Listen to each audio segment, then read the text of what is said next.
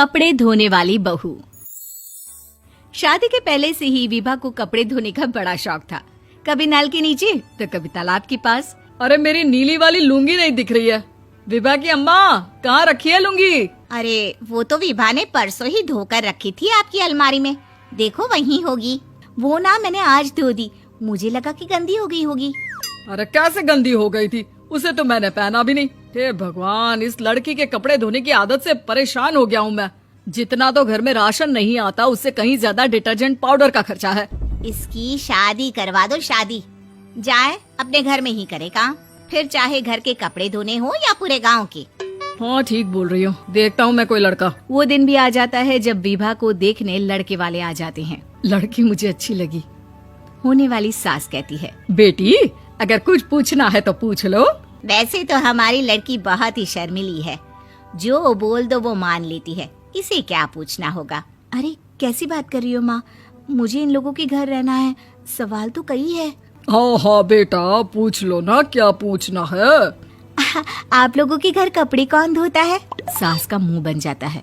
देखो, अगर तुम ये कहना चाहती हो कि तुम्हें कपड़े धोने नहीं आते तो सुन लो, कपड़े मैं ही धोती हूँ, लेकिन तुम्हारे आ जाने के बाद मैं रुमाल तक नहीं धोऊंगी। अरे चुप रहना भाग्यवान, बहू बेचारी घर आई नहीं, उसे डराना शुरू कर दिया। वो क्या है ना बिटिया, अभी तक तो ये कल्लू की माँ ही धोती थी, लेकिन अब तुम्हारे पापा तो दहेज में वॉशिंग मशीन देंगे ही। तभी विभा की माँ बोल पड़ती है, सवाल भी पूछा तो क्या। वैसे भाई साहब, मशीन की तो फिर भी कपड़े धोने की कैपेसिटी होती है। मतलब जो बिटिया दे रहे हैं ना विभा, इसे कपड़े धोने का बहुत शौक है। ये आप लोगों के क्या, आस पड़ोस गांव मोहल्ले सबके कपड़े धो दे और उफ तक ना करे। बाहर देखा नहीं आपने कितने कपड़े सूख रहे हैं? सब हमारी बिटिया ने ही तो धोए हैं। बस भी करो ना माँ, शर्म आ रही इतनी तारीफ सुनकर। और तो और एक दाग निकाल कर दिखाओ तो मान जाऊं। हाँ अच्छा, माफ करना बेटा, मैंने गलत समझा।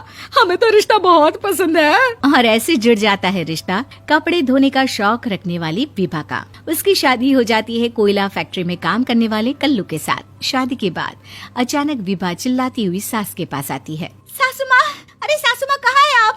ये तो धोखा है, धोखा दिया आप लोगों ने मुझे। इसे ससुर के चक्कर के बारे में पता चल गया। अरे तो उसमें तुझे क्यों धोखा मिला है? अरे नल में पानी नहीं आता, कपड़े कैसे कब धुलेंगे? अच्छा, तू पानी नहीं आ रहा उसकी बात कर रही है। तो आपने क्या सोचा? कुछ नहीं। अच्छा, तेरी माँ ने कहा था कि कपड़े धोने का शौक है तुझे, याद आया मुझे। शौक बोलकर कपड़े धोने वाले मेरे जुनून को कम ना आके सासू माँ, कपड़ा धोना मेरा गुरूर है।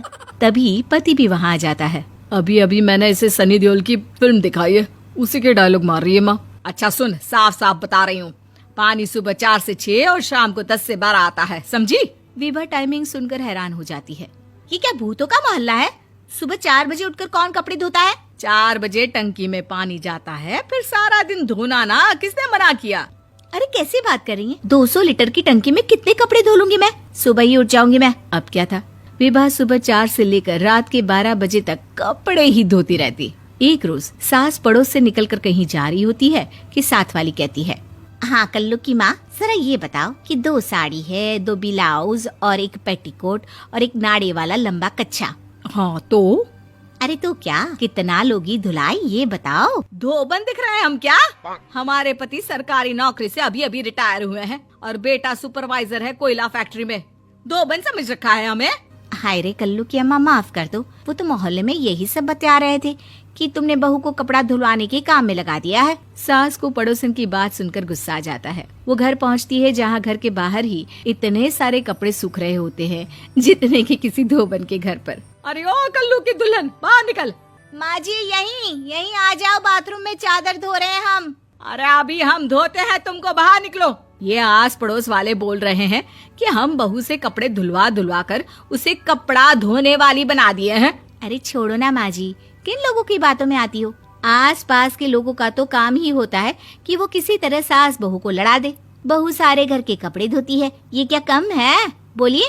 सास को भी लग जाता है कि वो बहू का ये सनकीपन नहीं छुड़वा सकती, इससे अच्छा है कि खुद ही चुप हो जाए।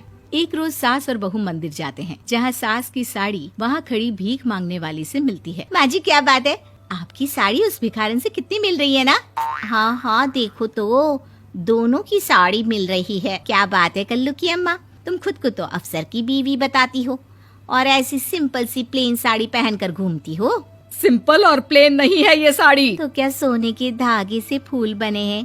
कुछ भी सासू माँ, कुछ भी। हाँ बने थे इस साड़ी में सोने के धागे से फूल। मेरे पति लेकर आए थे मद्रास से स्पेशली मेरे लिए 10,000 की। ताहे भाई साहब इस भिखारन के लिए भी सेम टू सेम साड़ी लेकर आए होंगे 10,000 की। सास उस वक्त तो कुछ नहीं कहती, लेकिन बहू के साथ घर आती है और अलमारी से एल्बम निकाल कर लाती है। ये साड़ी देख रही है, ये वही साड़ी है जिसे मैंने अभी पहना था। इस साड़ी में ये जो चमकदार फूल दिख रहे हैं ना, ये सोने के धागों से काढ़े गए हैं। लेकिन तू लोकल वॉशिंग मशीन ब्रश से घिस घिस कर सारे फूलों को निकाल कर साड़ी प्लेन कर दी। मुझे माफ कर दीजिए सासू माँ। और तो और, जब मैंने तुझे तेरी गलती के लिए कुछ नहीं कहा, लेकिन तूने तो सबके सामने मेरा मजाक ही बना दिया। क्यों? बहू को समझ में आ जाता है कि अब से उसका कपड़े धोना बंद।